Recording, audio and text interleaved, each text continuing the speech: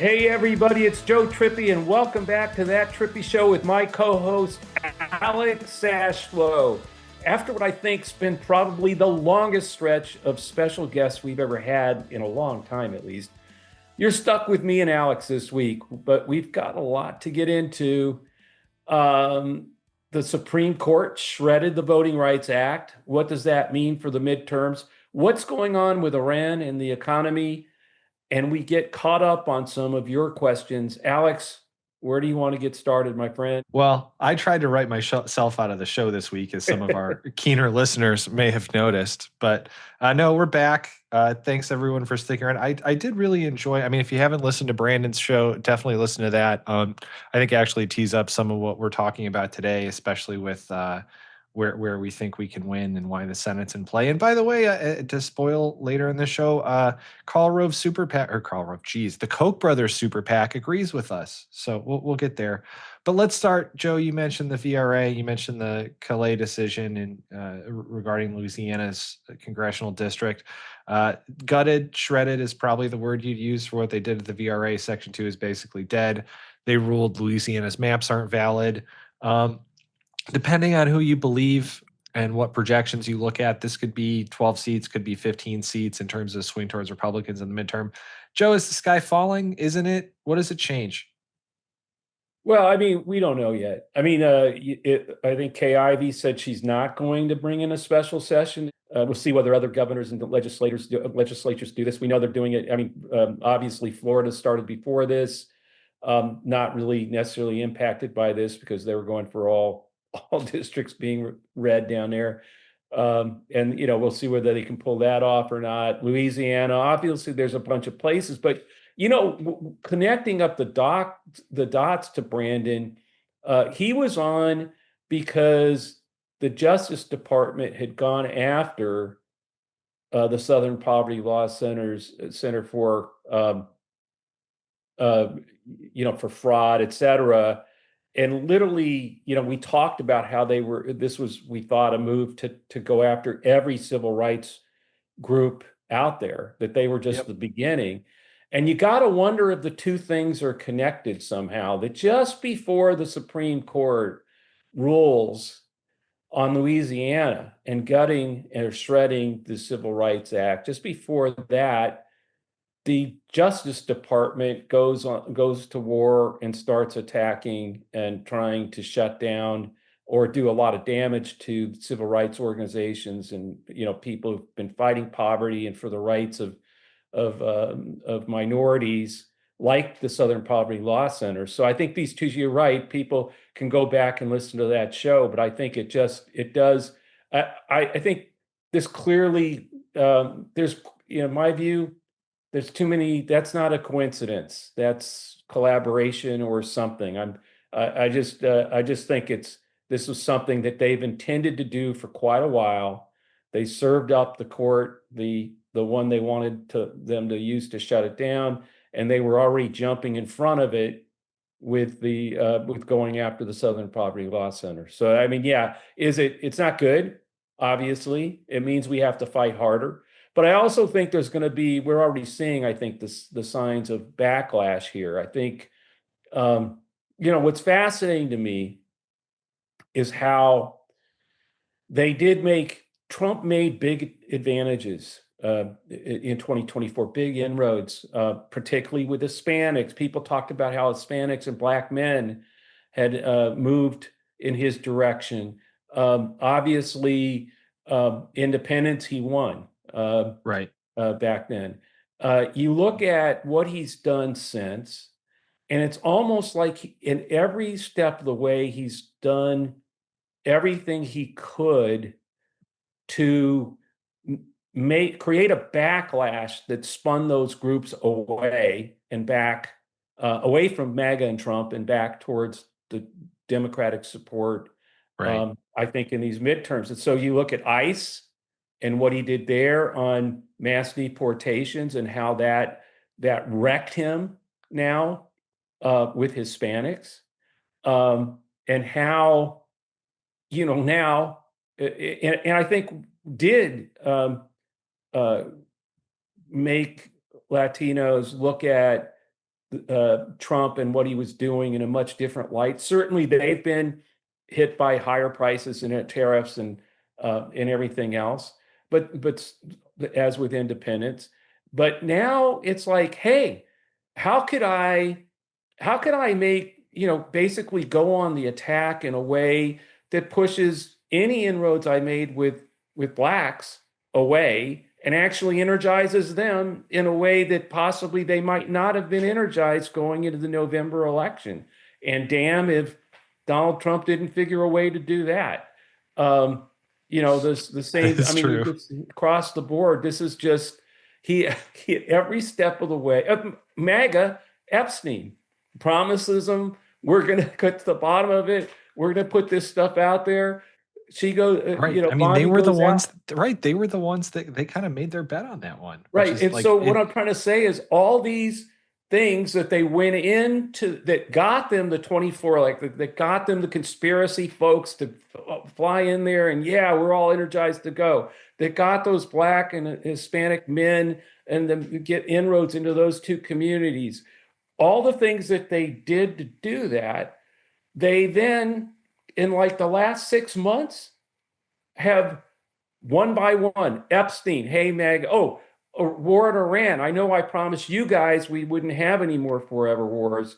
And a lot of MAGA was for me for that. Then he does that in a whole time, Latinos, ICE, that we know what's going on there. And now to the trifecta to finish it all off, to make sure that you've pushed everyone away and energized people to come out and fight you.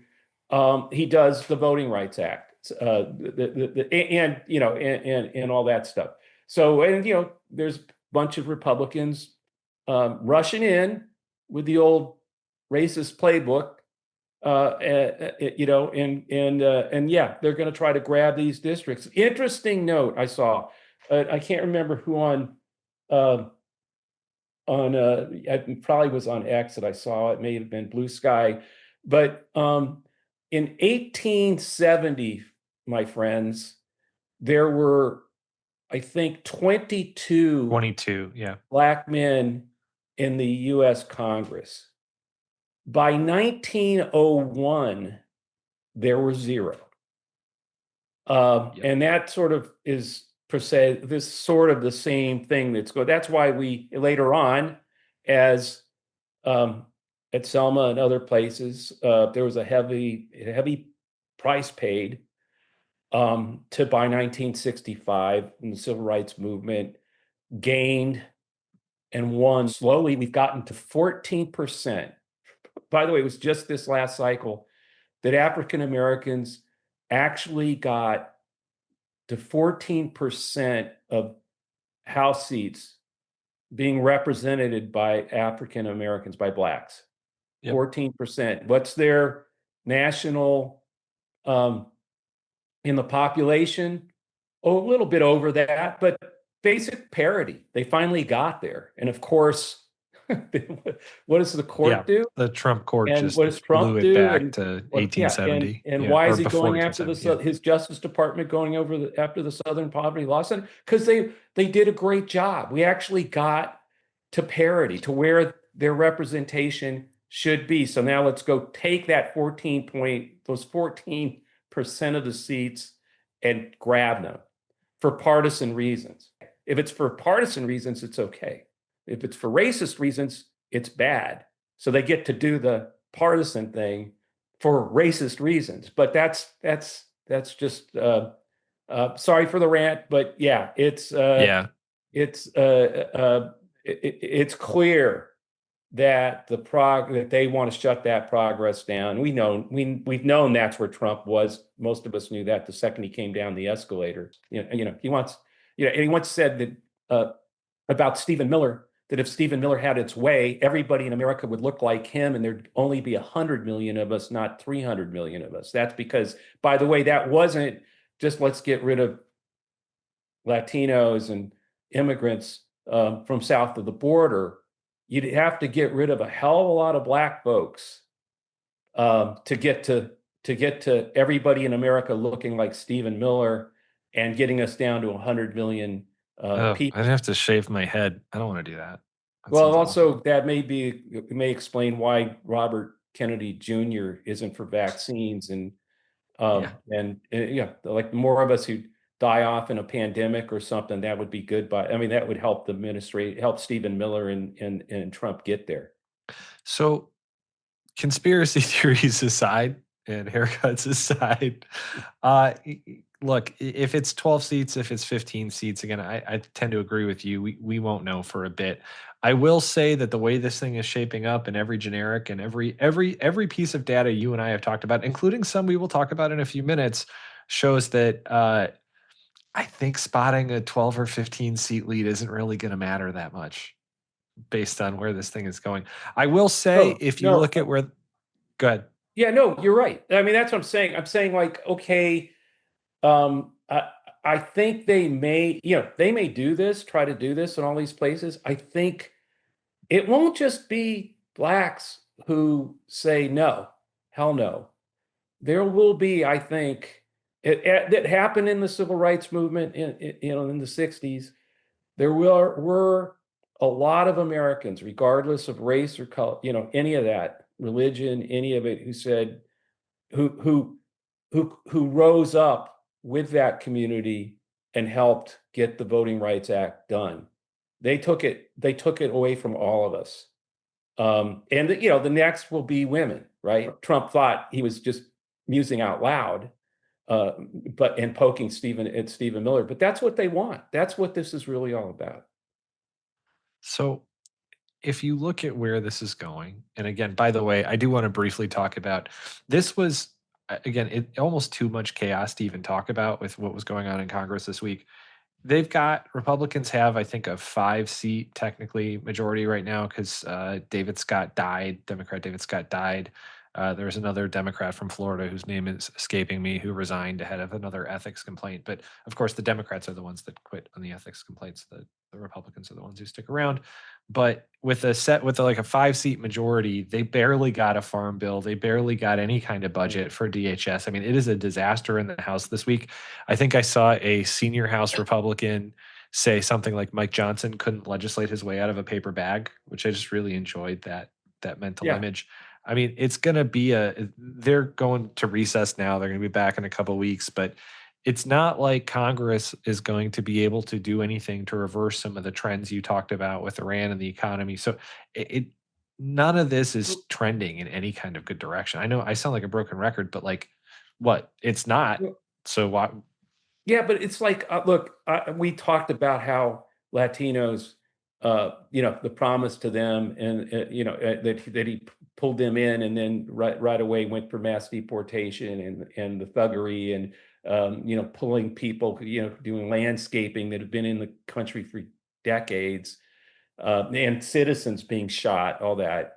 That didn't just push away the Latinos. It pushed away, you and I've been talking about this for a long time, months. It pushed away, it's part of that erosion that's happened with independence, with white independence. And so what I'm saying is, I think just like everything that's played into that, so too is this attack by the court on the Voting Rights Act and him going at, this Justice Department going after civil rights groups. It's clear. I mean, this isn't just going to, in my view, drive anybody in the Black community that they had made inroads with away. It's going to hit the conscience of a lot uh, of independents, and I think uh, non-MAGA Republicans. This layers on to Iran, and now going after the Voting Rights Act, et cetera. No, I think they're going to lose a lot of these districts they create, just like they're going to lose a lot of a majority of the 5 districts they created in Texas, thinking, oh, yeah, those Latinos, they'll be there for us. Gone. Wrong. I think they may lose more than 3, but they're going to lose 3 of those districts for sure. So all of this is backfiring on them. And I think this one will too, because it's going to energize. More people are going to come out in November because of this than they can stop by changing Right. lines. Well, and remember, this is not a year where historically, and I think that's pretty safe to say, Republicans are not nearly as energized as Democrats. They never Right. really have Exactly. been in the MAGA era. And this is kind of, it's like, this is one of those years where you should probably be like turtling and Right. trying to do everything you can to not do exactly what they're doing. But whatever. No, but also Joe, I will stick to my prediction early in the year that I still do not believe Mike Johnson won't have the gavel in November. You see this discontent, the fact that Mike Johnson couldn't legislate his way out of paper, all that stuff. And now I think there's a real schism, and it'll be interesting to see if he can hold the gavel all the way through it to the election. so let's shift gears. Let's talk about Iran briefly. Anything you've seen since, because actually it's been a couple of weeks. Our listeners know where you are on this. Has anything you've seen given you any hope that anything is going to change anytime soon? No, it's particularly the hearings yesterday. I mean, with Texas, it was like, it just, I mean, you can't make it up, right? I mean, it's just, so, I mean, he had no answers for anything. Anybody who believes that we've only spent $25 billion in the war in Iran, I mean, we've been probably blowing $1 billion a day. When the war first started, even the military was saying we were using up $1 billion of missiles a day. And so this has been going on for 60 something days. It's probably 61, 62 days now. And so there's no way in hell that we've only spent 25 billion, but he stuck to it, but that's not going to hold. And he still does. I mean, it's still the fact of the matter is, I think it's something now, particularly with gas prices being at $430 as you and I do this show today. 430. 430, yeah. Yeah, $4.30. Excuse me. I don't want to make a Pam Bondi mistake here. $50,000 stock market. No, it's 50,000 points. And by the way, that's not the case anymore. But the $4.30 that people are paying for gas is something now like literally $800 million in additional gas costs to the American people a day. So even if we only spent 25 billion on the Right. on the war, we've already paid our taxes on that, and now, as we've said several times on this show, people are paying a war tax every time they go to the pump. Not just that, farmers, pesticides, fertilizer, all that stuff, tractor parts. Uh, uh, uh, Jet fuel. Caterpillar actually went up big today, uh, because not because farmers are buying a lot of equipment, because of data centers, and more than they've ever sold to farmers in any construction. And so, yeah, that's the tech billionaires are driving up segments of the market, but the rest of America, and by the way, I'm sure the betting markets on the war, someone high up in the administration, very, very high up with insider information, is making millions. Yeah, there was a good line today. I think it was Polymarket. Yeah, it was half of the bets on military action on Polymarket have paid off big. It's like everybody, it's like Right. half, which is like a lot if you're especially on Yeah. some of these long odds. I want to hit a few numbers for you, Joe. I look, Iran, Trump's Sure. approval rating has never been lower on Iran than it is right now. It's still falling. It's not like that's turned around. Yeah. Independents are like 67% oppose what he's doing in Iran. I mean, literally, like I pulled up a graph for this, and again, I wish podcasting were a visual medium, but it literally is just going straight down. Like But I thought we're doing this visually. We're doing this for YouTube too, aren't we? that is true. We do have this on YouTube. I mean, you mentioned the economy, Joe. You gave Pam Bondi a shout out. That poor woman. We're getting close to 50,000, and the Dow's at 50. S&P's at like 7,100, 7,200. You mentioned why that is. I mean, there is a trap here for Republicans. It's the same trap that Biden hit. But this is where I think this is where you start looking at some of the insiders, what the people that are making the big campaign decisions for the midterms are saying. You talked about the House. This is the Senate. This is from Americans for Prosperity's PAC, the Koch brothers. As it stands today, Our view is that the Republican Senate majority is at risk. Our internal polling in several battleground states and one-on-one conversations with voters show that for the first time, Democrats are more trusted on the economy and inflation, which they clearly don't listen to this. We've been showing data for that for months, but they're seeing that now and they're sounding the alarm. I mean, I do want to talk Yeah. about Maine. We got a good listener question about Maine, but like the Senate is really in play and it's Well, slipping we've away been from saying this. Republicans. We have been saying this for months. The more the independents move away, the more they say they don't approve of the direction of the country, the more they believe corruption is the number one issue, the more they go to 22-ish. And I think in one of these, they're actually into the teens on approval among independents recently. Um, that's all stuff that it goes. I mean, independents are big, they're actually the fastest growing um, registration in the United States in almost every single state. It's not Democrats and Republicans. People are fleeing them both and becoming, and registering as independents. And that group is not 57-43 one way or the other like they usually are. It's now like, 20 something to 70 something. That is not a problem that only impacts close, even Right. only That's a 26 that's a House races. nationwide thing. Yeah, Yeah. that's a big, huge problem. It creates places like Kansas, Nebraska, Montana. Yeah, some of them independent candidacies. Maine, Iowa, Florida is even polling there shows that the statewide races, Jolly and Vidman, Jolly for governor, Vidman for the Senate in single digits. That doesn't mean we'll win all these, but it does mean, yeah, is the Senate majority at risk? Well, I think it's, that Closer saying to that gone majority than of at risk is risk. putting it Yeah. like, Yeah. soft. Let's putting it At, politely. at, No, at it's a risk is big probably problem. their best. At risk Yeah, is kind of their best case scenario right now. I mean, yeah, yeah. so let's get to this question. This is from Sammy in Maine, who's written in a couple times about the Mills Plattner primary there. Janet Mills is dropping out of the Senate primary, so it's going to be Plattner. Can he really win? And I think she had some other questions about his tattoo thing.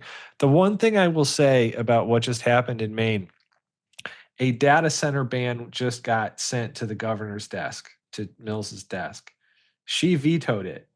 And then about, I don't know, a couple hours later, she announced she was dropping out of the Senate race. Again, talk about, there's a connection there. I think she was probably always going to lose to Plattner at this point. But I have a hard time not seeing those two as connected because that would have absolutely killed her had she stayed in. Yeah, no, I think when she vetoed it, she probably knew that given, I'm sure they pulled it because right now there's not a lot of love for the tech bros, for the billionaires building these things, and the high cost of energy, utility bills, not to mention the fear of, it's the only AI is an interesting thing. It's they literally, the leaders of AI will tell you that it's going to solve and cure all our problems. At the same time, tell you that it could possibly make our species extinct and Well, that destroy is all how the you jobs cure a along the way. disease, by the way. Was it Contagion? Was that the movie where they like the plan was to drop a nuke on American towns that had Ebola or whatever? It's a little before my time, Joe. Yeah, but well, it's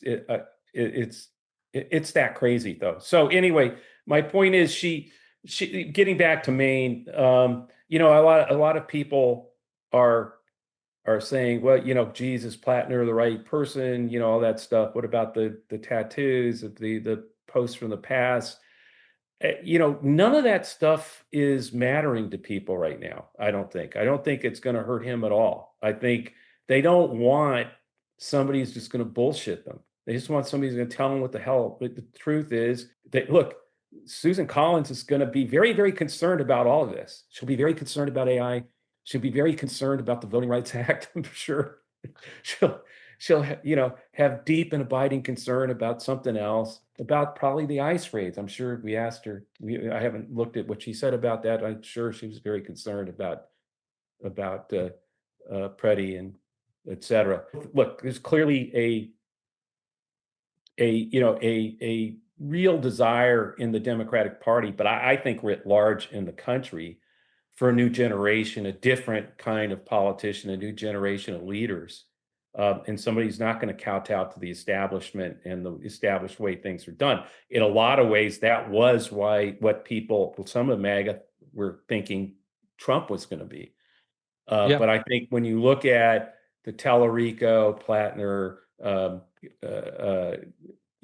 Dan Osborne in Nebraska, and a lot of the younger new generation candidates that are opposing MAGA and Trump right now across the country, a lot of them are not going to be the same old, same old. And I think that no one wants the same old, same old.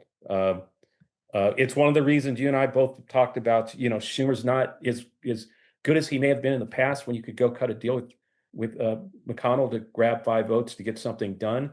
That skill is worthless right now. You have to be an opposition leader. That's the kind of, I think, what Plattner is doing out there, and what a lot of these, and again, Plattner kind of is Maine, and that's where I think when you look at some of these candidates out there, the 2 Senate candidates in Iowa, Josh Turek and Zach Walz, both of them, Rob Sand, the candidate for governor there, the local candidates in those 4 congressional districts, we have really, really good candidates out there who reflect the state or the district that they're in, not some national party bullshit either way, and certainly not kowtowing to the Washington establishment. And so I think the Republicans are going to be in for a big surprise. I've said before, this reminds me of 1980 when, and I've been misstating this because I finally went back and actually took the time to do the research. And most people went to an election, I thought we were going to lose, the Democrats would lose 3, maybe 4 seats. We lost 12. 12 U.S. senators, Democratic U.S. senators lost in 1980 in rejecting Carter, the high interest rates, high inflation, the hostage crisis in Iran. A lot of it very similar to what we're kind of going through. Gas prices through the roof. We haven't gotten that was, I gas lines think, yet. I'm pretty sure that was the last time that more than 10 Senate seats have changed. And it hasn't happened. Yeah. Like I said, hasn't happened since. Yeah. All right, Joe, Yeah, I have so that's what I one think is more going for to you. happen the other way this time. That's what I'm saying. I don't think this is I think there are going to be a lot of Republican senators who lose their seats that no one's even thinking have any problems today, but they're going to have big problems. So I have one more for you. We can't end the show without asking this. I made a mistake. I showed this rundown and some of the questions to a mutual friend of ours who said, "Oh yeah, I've been waiting to ask a question of No. Joe for a long time." Yeah. No. After this, he actually, after talking about Iran and having some good insights on things like where the Senate's going to go, he thought for a while and came back and wants to know your top political movies of all time. That was what our dear, dear friend Cal came up with to end the show. This is like another one of your surprise Trippi with some thing. I'm just the messenger this time, brother. Yeah. Look, first of all, there aren't any really great political movies. I don't think. Some of them, do a better job than others. But I think for our period, all the President's Men, all the still sort of, I think is good for this moment, about how journalism actually is supposed to work against an administration that's corrupt and breaking the rules. And I would put that one first. There's some, look, I know what Cal wants me to get into the front runner. Just don't. Ides of March. It's all good. But I'm not going there. Yeah. Well, I would just say you got to, especially in this time, In the Loop, which obviously predicated Veep. The other one I would just mention, and this is a political movie, like Die Hard is a Christmas movie, but the obvious answer is Air Force One, right? Harrison Ford, get off my plane. It's a Yeah, classic. but I don't know. I mean, that's what I'm saying. They're not real. Those are all. That's. I mean, all of it's like it's not Yeah, how it really that one works. especially is a little hard to But I mean, a lot suspend of your the disbelief for. what was the one? The one that where Redford at the end says, "Now what do we do?" I'm spacing. I'm showing my age on my how my I've lost my You cognitive mean abilities the here. And candidate? That's a yeah, the classic. Yeah. candidate is still that is still a great, actually pretty close to what it's actually like out there. Yep. There are some movies. Hugh Jackman, The Front Runner, is a good movie. If you want to pick up one that's probably easily findable on Netflix or Amazon or something. Some way to stream it. Uh, and Ides of March, but Ides of March wasn't. I think was a Clooney movie, and loosely based on stuff that happened, around the Dean thing, mostly for language and stuff, but not necessarily the plot. But I mean, there are some good ones out there, but no, the candidate is still, I think, the sort of the gold standard of as old as it is and jaded as it is and innocent as it was. Um, it still like reflects what it's like when I've had um, been there when I've elected the first time I elected somebody the city councilor was part of that, and the first time I elected somebody to the House, or the first time I was running the plane on a presidential campaign. Um, and that look of what the hell do we do? When you first see it for a city council race, you say, "Oh yeah, I'll bet you when I help elect the first congressman, they'll know more about how things go." No, they are still like shell shocked. A lot of them, Yeah. for like, what do we do now? And when you're on the plane and you're running it, and you're told that you have 10 minutes till you land, and you're about to get hit a question that could blow up the entire campaign, and your presidential candidate turns to you and says, "What do we say?" And you're Yeah. going, you asking me? Because I'm just a freaking hack consultant. But that moment is actually going to decide how things happen. No, that happens, and it's in that movie. That's what I'm saying. That's probably the one that like I felt that. I've been there, I've seen that, and that's the one that captures that the most. The rest of them, they're all pretty, they can be good. Most of them, particularly like Air Force One, any of that stuff, um, way over dramatized and way over, yeah, that would No. never happen in a million years, No. All right, Joe. That's a good place for us to wrap up today. Yeah, thanks, Cal. That's really helpful. You ask a guy to help and he Right. something like that. You think Anyway, you know somebody. yeah. Thanks everyone for listening or watching That Trippi Show. Make sure to join us at sez.us. It's a civil social network for real people, not bots, not algorithms. This podcast will always be free and part of Lincoln Square, so check out the latest. It's lincolnsquare.media. Also, if you're listening to this episode on YouTube, please like and subscribe to get alerts when we post the next episode. Also, and this will be interesting, see if anybody gets this far in the show. If you have a favorite political movie, send it to mention it to us and send it to thattrippishow@gmail.com, or leave it in the review on iTunes.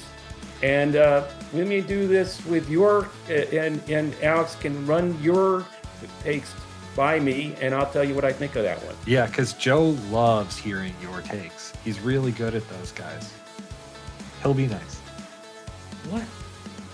I would like to know what they think is a good political movie. Anyway, you can always send us a question to thattrippishow@gmail.com, or leave us a question or review on iTunes. We'll see you next week. Thanks all. Take care.